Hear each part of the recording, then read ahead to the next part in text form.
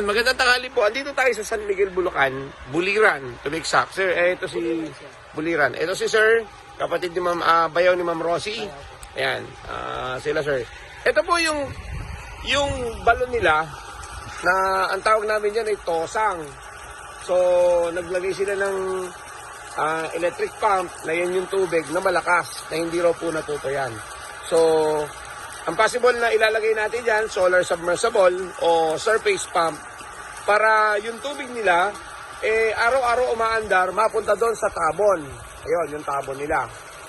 So, pwede silang magsaka ng wala silang babayarang diesel at hindi sila bibili ng diesel at hindi sila magbabayad ng kuryente. So, ito po yung bukid. Ayan. Lahat po ng nakikita natin ay kay Ma'am Rosie.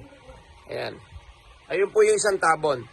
So, kung araw-araw nga umaandar yung solar, possible, mapupuno yung dalawang tabon nila na pwede silang magsaka ng kanilang bukid. Salamat po sa tiwala, Ma'am Rosie, ng Buliran, San Miguel, Bulacan. God bless.